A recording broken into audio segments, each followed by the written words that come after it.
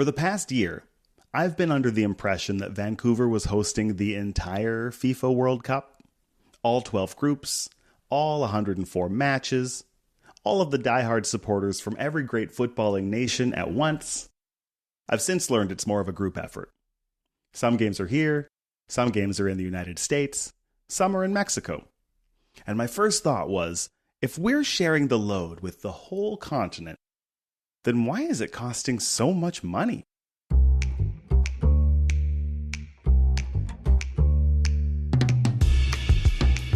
I don't mean to sound negative. After all, the atmosphere in Vancouver since the World Cup began has been electric. But for some residents, the World Cup is not all fun and games. This is the Tyee podcast. I'm your host, Harrison Mooney. Every episode, we dive deeper into the stories shaping the West Coast. Because Canada needs more BC. Unlike me, Tyee reporter Katie Hyslop has been keeping a close eye on the World Cup since well before it started. They've been keeping an eye on what happens to a city when the beautiful games come to town, and how the city can stand up for its citizens, or leave them behind. Stay with us.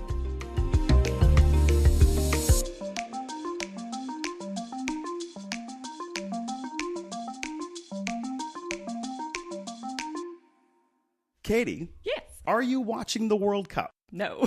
Ah. I'm sorry, I'm not. Do you know what this podcast episode is about? I do.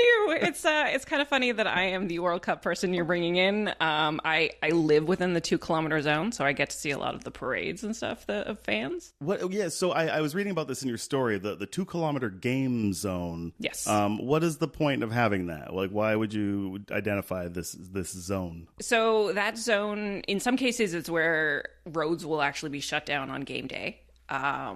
In order to facilitate the mostly foot traffic going to BC Place. But it's also where bylaws have changed temporarily within this zone. Also, the 100-meter zone around the PNE is also where this applies. So several bylaws have changed temporarily during the game time. And there are fines ranging from $250 to $1,000 for infractions during this period. Just within the game zone? Yes. Yeah. Man, I love stuff like that, like the regulatory flexibility that suddenly shows up when the city wants it to be there. Yep. Like obviously every city, there are all these things that need to be done and things the citizenry has been asking for, and the municipality will just say, oh, well, we can't. We don't have the budget, or we couldn't get the votes, or it's tied up in some kind of bureaucratic red tape.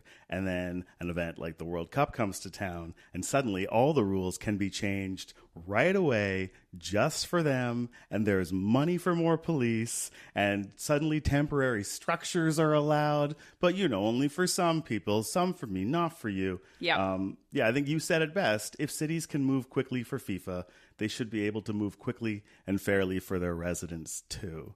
I didn't say that. Somebody else did. That was you? That was somebody else? Yeah, that was somebody else. Oh, no. But I don't think they're wrong. $29 million, is what we're paying, right. I believe, for this World Cup. That's a lot. I think it's over 250 million of that is from the city in a year when zero means zero. So for people who don't understand what that means, that's zero property tax increase this year. And therefore lots of cuts, which the city is not officially calling cuts. Right. But reductions, savings, things like wondering whether or not we have lifeguards was up in the air, and now, but it's okay for the city to put in hundreds of millions of dollars into 7 games of soccer. But go Canada. There's 7 pretty good games of soccer. Yeah, I have to admit the enthusiasm is infectious. Sort of similar to the Olympics. Like, I had a lot of questions and criticisms of the Olympics, but then also it's very hard to stay sour-faced when you're watching all these people be really happy. Yeah, this is kind of where I come down on all of these things. You kind of read about what's going on under the surface, or what this means for politics and our needs as citizens being met. And I'm outraged. But I also really like sports, and I love the World Cup. I wrote a culture piece for us, and the personal stakes of this World Cup for me, right? Like I'm Ghanaian and I'm adopted, so I wasn't really able to connect with that heritage. And there aren't really a lot of opportunities for me to just kind of be Ghanaian, you know, out in the world and just like, yeah, I'm cheering for Ghana today. And I mean, this time I get to introduce my kids to that. Like, we're Ghanaian, we can cheer for Ghana. And then kind of go from there. Like, well, we're also African, we can cheer for all the African countries. And, you know, the joke, but it's also just the truth is eventually it's like, and we're German, so there's still there's still a team for us to cheer for, even in the semifinals. You know, it's funny because I've really used this World Cup so far as an opportunity to talk like geography with them and history with them. Like I'll save FIFA's historic corruption for later, but Europe's historic corruption, that is a right now conversation. Yeah, that probably plays more into their everyday life than FIFA. FIFA can wait to find out how troubling FIFA can be. Like, sorry, children, some of these governing bodies are suspect. But yeah, I guess like I always wonder if it's hypocritical for me to be aware of these kind of structural, systemic problems that are once again on display here, but also get as into the World Cup as I am right now. Can you maybe tell me if I'm a bad person? I mean, if you're a bad person, I'm probably a bad person in other ways. I feel like we are all compromised and maybe this is just an excuse, but I feel like we're all compromised in any sort of major entertainment thing that we're into. So like even going to concerts, how much money am I giving to Ticketmaster? Loving horror movies, like we could dissect all the issues with watching people die. I did an interview with a scholar of settler colonial like violence in horror, and she was pointing out that if a black character appears on screen in a horror movie, they'll die 40% of the time. Yeah. Which is a lot, but also it's my favorite genre of film. So I'm compromised there too.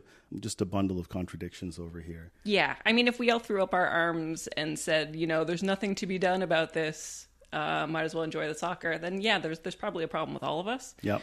But you as an individual person, I would have a hard time wagging my finger at you for enjoying soccer. Well, I'm glad then that you are not enjoying soccer. Yeah. Thank you for standing up for us. Yeah, I feel like this is also like that's just kind of peak Tyee. You know, we always joke around here about Tyee sports, and our sports articles are not ever about sports. You know, I mean, they're about human rights violations and bylaw infractions. Yeah, and in the case of this one, you've written a bunch of these stories and the new rules and regulations. Can you tell me about some of the kind of the other ways FIFA has been changing our lives and changing the rules here in Vancouver? Yeah, so when it comes down to those bylaws, there were 7 bylaws that were temporarily changed from May 13th to July 20th. Which the first game here wasn't until June 13th. That kicked in almost a month before the first game actually happened because they had a lot of infrastructure to introduce. If you've been on some main thoroughfares in downtown Vancouver during game time, you'll see that a lot of them are blocked off. Yeah. Those big sawhorse looking things that they bring in. So yeah, one of the rules that changed was signage. So FIFA has very strict signage rules. So any sign that someone puts up in their business or their residence that mentions FIFA, that mentions the World Cup, that has pictures of World Cup emblems or images of the trophy could be subjected to a fine. Really? Yes.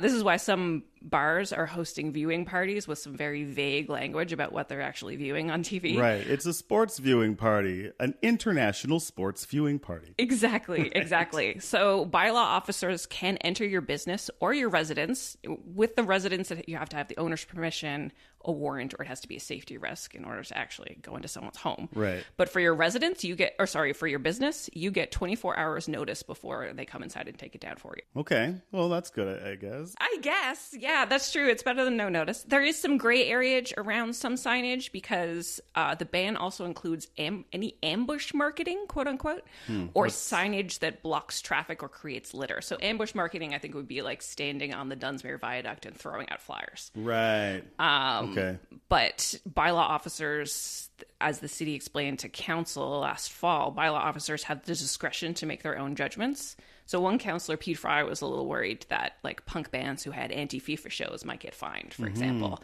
And again, the answer they got sort of was like, well, bylaw officers will use their discretion, but it's a gray area. Yeah. There's no food vendors allowed within the 2-kilometer zone unless they have a permit. And I know that Pivot Legal Society was concerned that that might impact people in the downtown east side who were doing street level vending. We don't know yet if that's happened. Our noise bylaws have also changed. So noise can now happen 24/7 within that 2-kilometer zone if it's for cleaning up, maintenance of game sites, or broadcasting. So I guess if you wanted to do your FIFA World broadcast at midnight in a street, that would be fine. Okay. And graffiti removal must happen within 24 hours. 24 hours? Yes, which the Chinatown Business Improvement Association told me was not reasonable when No. we first did a story about that. But they also think that the city will work with them versus using that as your first cudgel. But it's $1,000 fine if you don't remove graffiti that has anything to do with FIFA or hate speech. But yeah, 24 hours seems quite quick. So again, the gray area of how bylaw officers will enforce that. And then the last thing is not so much bylaws that have changed. These have stayed the same, but there were fears from Pivot and from the BC Civil Liberties Association when I spoke to them, could face higher reinforcement because of the greater presence of police in the game zone, which there are a lot of cops around. So that's one of them is the bylaw that prevents you from setting up tents in parks during the day if you're unhoused. Bylaws that require sidewalks to stay clear could be used to move people who are precariously housed, especially in the downtown east side. Lots of people like to hang out outside because they don't have living rooms. And then Power, which is a grassroots police watchdog sort of in the neighborhood, has been reporting an uptick in cops enforcing a variety of bylaws in the neighborhood, but since last year. So they're not sure how much has to do with the World Cup coming or how much is like now the VPD has a new district headquarters in the downtown east side. And so there's an even more police presence down there than usual. Right. So I'm sure things are changing for folks who live in that area. I'm sure they are. Yeah. And we'll probably continue to find out how and in what ways as time goes on. Likely after the fact, right? Everybody's Probably. just feeling good right now. And then as soon as this is all over, we'll hear the stories of all the people who were negatively impacted. Yes. Yeah. But it's not just bylaws putting pressure on Vancouver. The city's working class is shouldering the burden of thousands of World Cup visitors. That's when we come back.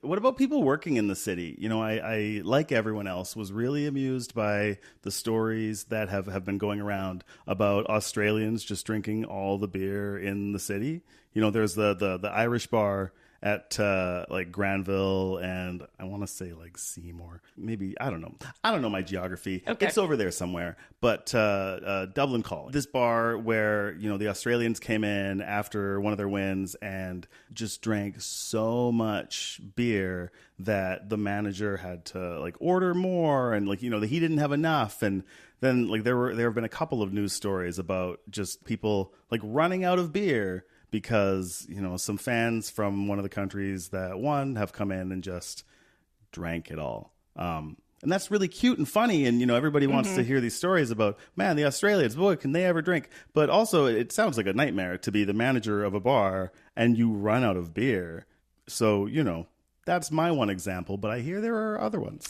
Yeah. So before the game started, Unite Here Local 40, which represents a bunch of hospitality workers, so hotel workers in particular, and also workers at the Vancouver airport, so YVR. They held a rally in early June because they wanted $30 an hour wage increases for YVR concession employees related to the World Cup. I did not see whether or not they were actually granted that. Hotel workers also had a march in early May to draw attention to their low pay in relation to how much money hotel owners were expected to rake in from the World Cup. However, I also looked up the most recent story I could find was from about 11 days ago, but it was, I believe, from Global about how hotels are not as booked up as they had anticipated for the World Cup. Interesting. So I think that's something else we'll find out afterwards is like how many, because we were expecting 350,000 people to come. But last I'd heard out, we hadn't sold out all of our games. Right. So yeah, I was surprised. Actually, I've been surprised every time that my friends have told me they're going to one of the games, because my friends like me are poor. Yeah. And the tickets have been just exorbitant prices. So it seemed like nobody will be going to these games. But I mean, yeah, like most of my friends have managed to go to one of these games. Interesting. And yeah, that to me seems like a concern. I think we were supposed to be priced out. I'm pretty sure. I love how the sign of bad things is your friends getting to go. Yeah, no, the sign that something's not working is that I can afford it. Yeah. And yet Global News is reporting that some businesses in the downtown east side, Chinatown and Gastown, are actually doing worse business for this time of year during the World Cup than they were last year. Right. Yeah, it will be interesting to see, when those price tags come in, like how much we actually made. Because, I mean, obviously, that big number, 350,000 people, like, that doesn't seem... I didn't believe it then, I think is what I'm saying. Okay. And maybe it'll turn out that I'm just a cynic. But, I mean, all the numbers, even the numbers of, like, the injection into our economy, it was like, that doesn't seem... The $1 billion, I think, is what we're expecting. There's $1 billion coming our way. Well, the total of how much it's cost has already crept up, and we're not even done the games yet. So. Right. So it might end up being a not-for-profit World Cup. Oh. Is that... Yikes. That's good. We love a not-for-profit here. Yes. What needs money more than FIFA? So the hotels maybe not booked up. Where are the athletes staying? As far as I know, they are staying in hotels. Right. One of the requests from people living in the downtown east side or people who are precariously housed was to have any housing put aside for them. But there was no housing built specifically for the games. Unlike the Olympics, where we got a whole little neighborhood out of it. I did think that we would get some kind of new infrastructure here. I think it's the only thing is the pavilion at the PNE. Right. Everything else is temporary. Those fences that are around both stadiums right now. But I'm sure that if there's been any displacement, that will turn out to be somewhat closer to permanent, right? Isn't that how this normally goes? It is, yeah. Well, once you leave Vancouver. Speaking of the price tag, then, I mean, it's coming up towards $1 billion. What is that money being spent on? That's a good question. The only thing that I could see in news reports that I was reading, because this is not something I covered myself specifically, but the big chunk I saw was policing. From The Guardian, for the World Cup, the city has allocated at least $242 million from an estimated total budget of $685 million to $729 million for integrated public safety, traffic management, and stadium management. Okay. Which I believe also includes police, but... That's a lot of extra money to a police department that has already received a lot of extra money. Yes, and recently. I believe that I don't know that the budget ask that they had for 2026 was specifically anything to do with FIFA. I would have to look that up. So yeah, I think this might be additional money on top of what was already budgeted for the cops. Must be sweet. Yeah, I've seen cops on bikes, cops on horses, cops on motorcycles, cops on foot, and lots of cop vehicles. I saw a bunch of cop helicopters. Okay. Yeah, obviously you gotta watch the skies. You gotta patrol the skies. Right. Somebody might do an unauthorized FIFA skywriting. Exactly, or they thing. could like make their bodies in the shape of the World Cup.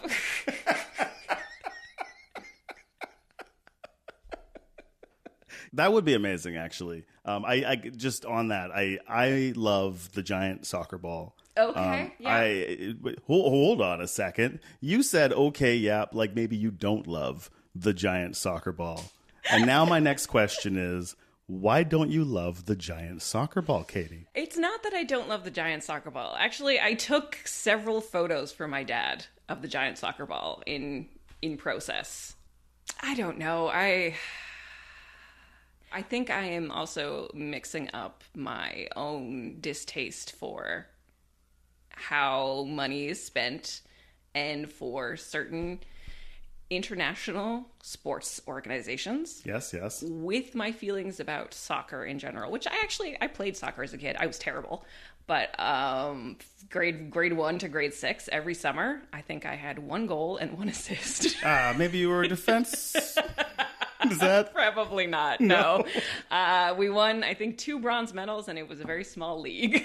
Hey, 2 bronze medals is nothing to sneeze at. That's right? Vancouver's Olympic medal count most years. Oh, well, yep. My under 12s in St. John's girls. That was me. Yeah, I mean, I guess the soccer ball, if I'm taking off my love of sports hat, it really is just kind of a monument to an evil organization. Maybe, can I say that? It says something, but also it's just a big ball. It is just a big ball. I love a big ball. It is. I have to agree with you there. I really do love that ball in general and the light shows that they put on all the time. So yeah, it is really cute. And it's also how I recognized the other day when I saw a woman wearing a corset made out of soccer balls. The idea that a World Cup can change a city isn't new. That's why Vancouver was supposed to prepare a plan to protect residents' fundamental human rights. After the break, Katie gets into what actually happened.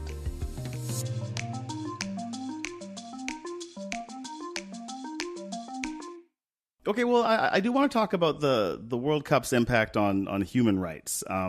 You've written a lot about the human rights plan, and I didn't realize that you had to have a human rights plan to host soccer. Yes, I believe this is somewhat new for FIFA. I don't have the date that it started, but for example, Qatar hosted the World Cup in 2022. And there was an estimated 6,500 migrant worker deaths related to the World Cup. Right. That's probably when that started. I believe so. I'd have to go back and check to be sure. But they take it somewhat seriously. So when you become a candidate for to become a host city, every candidate city has to create or has to do their own stakeholder consultations for human rights and submit a report to FIFA as part of your candidacy to become a host city. Except for Vancouver. Why? Because Vancouver was a late entry into becoming a candidate for the host nation. What? I don't understand how that precludes them from having to do the human rights part of it. Well, instead of, I guess they were running out of time. How they were allowed to skip that, I'm not entirely sure. However, they got to sign a predefined human rights commitment and then list all the stakeholders that they would consult on their eventual human rights framework. Right. So Jerome Igbokwe at BCCLA, or BC Civil Liberties Association, believes that Vancouver got off easy because Vancouver has a bit of a pro-human rights reputation. So far, most of the ways the World Cup has affected me, I think, are probably just fine. Increased traffic is annoying. But, I've mostly been riding my bike. And even there's been increased traffic. This is my very hyper-local complaint. Some of these people, man, they can't ride their bikes. It's like they've never ridden their bikes before in their lives. People are weaving and winding all over the bike path, and it's... Actually, a woman nearly hit me the other day, just kind of swerving into where I was. Oh. But, that's fine. It's not that big a deal, especially since things can be a lot worse. There was one quote from one of your World Cup stories that stayed with me, and I'm not going to misattribute it to you this time. FIFA is an engine for displacement, criminalization, and discrimination, when what this city needs is investment, care, and community, said Laura McIntyre, staff lawyer with Pivot Legal Society. We know that the forces that FIFA is bringing to Vancouver are not unique.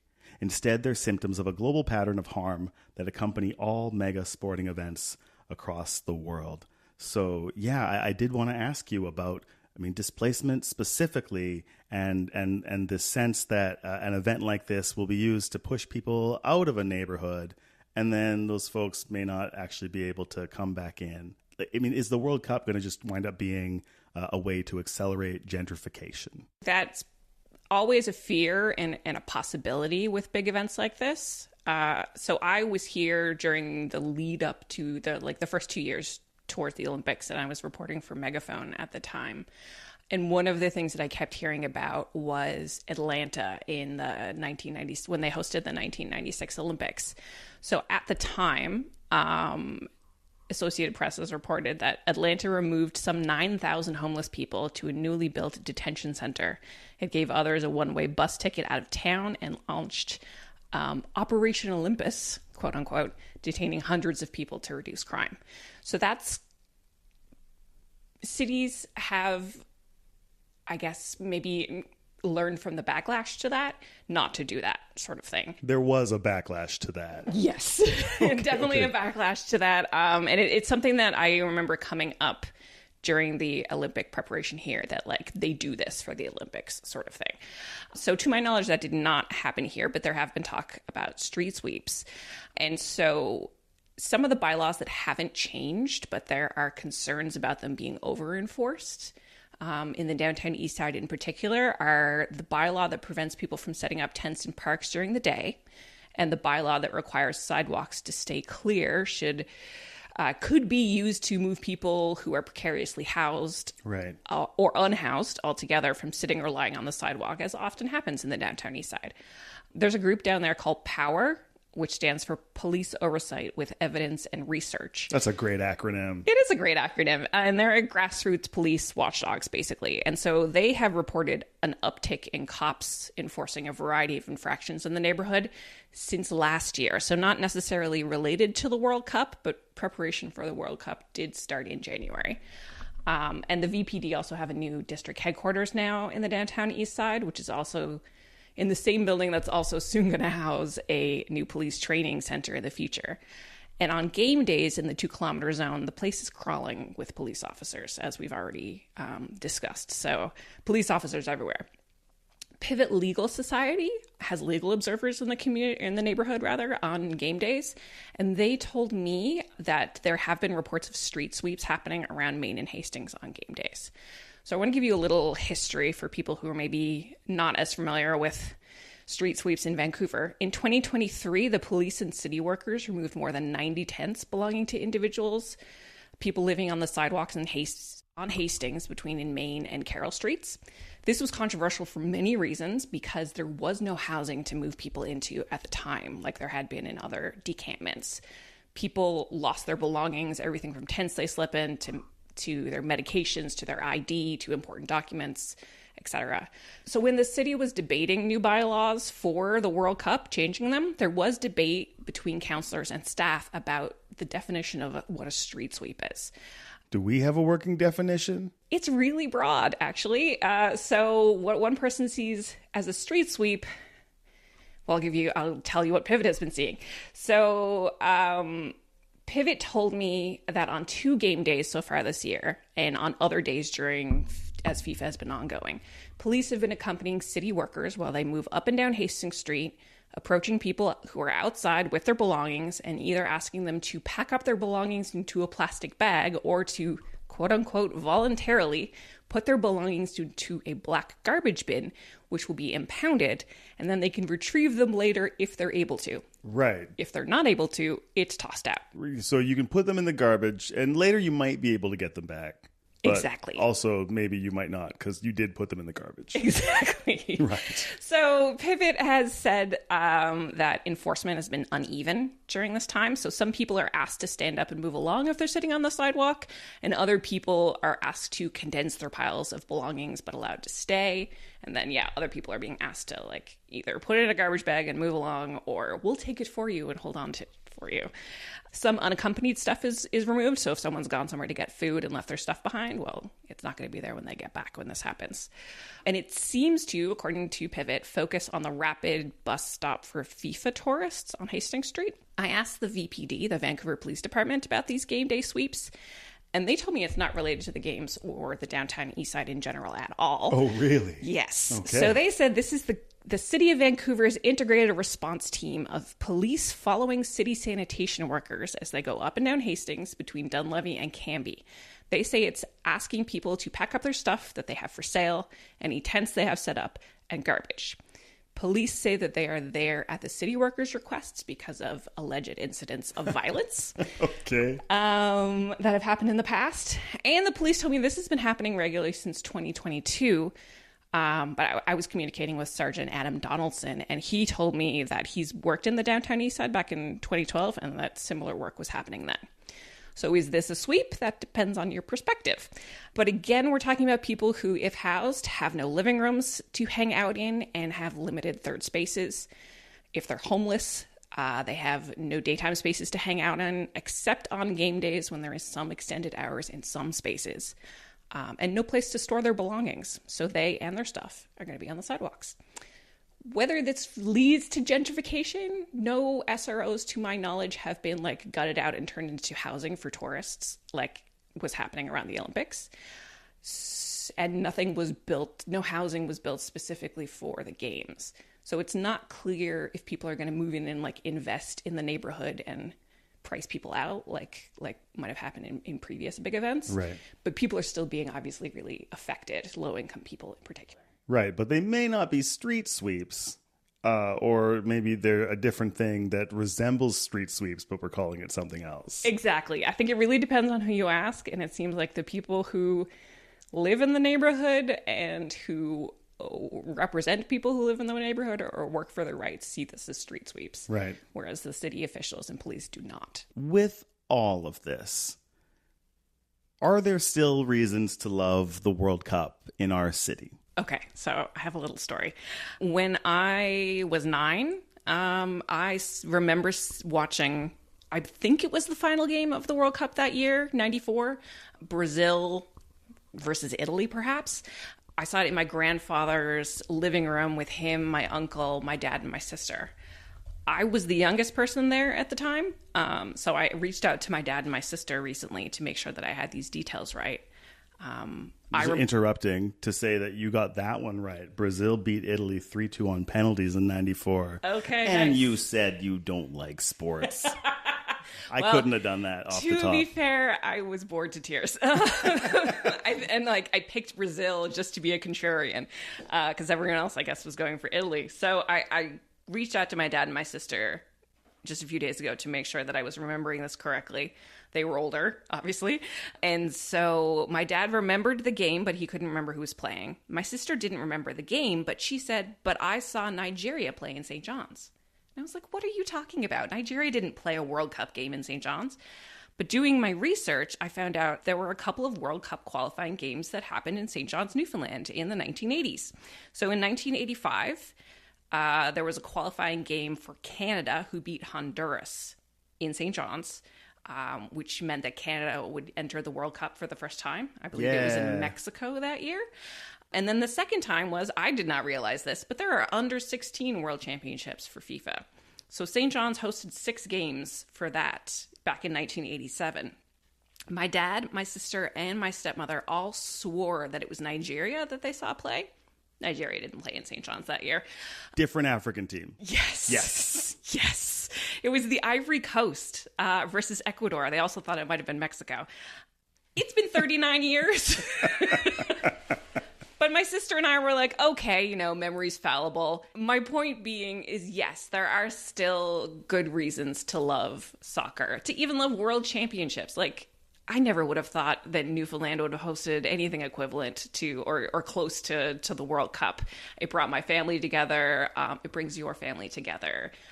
Brings the world together. It brings the world together. And, I was terrible at soccer as a child, but it was fun. Mm-hmm. And it's an easy sport to get into. You just need a ball. Yeah.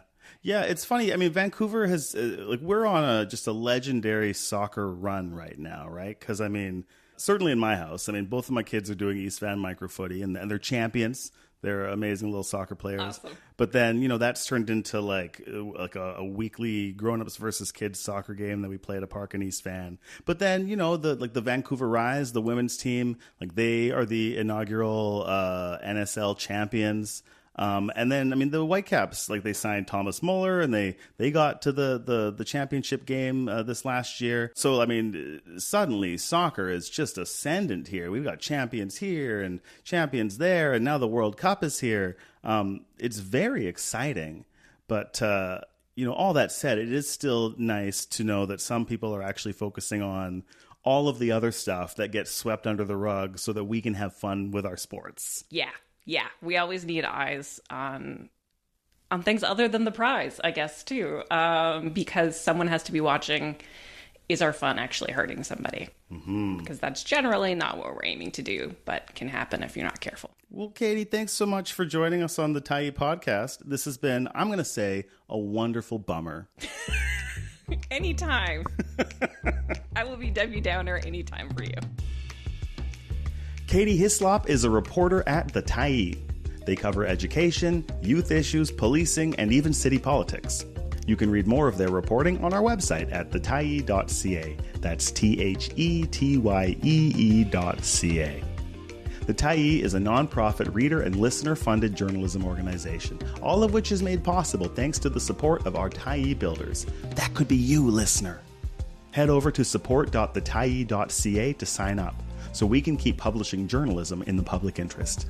That's support.thetyee.ca. If you have a product or business that you want to advertise on this podcast, we have a team that wants to hear from you. You can email them at adsales@thetyee.ca. Today's episode was hosted by me, Harrison Mooney. It was produced by Isaac Punne and engineered by Jacob Boone. Our music is by Brian Binema. Join us again in 2 weeks.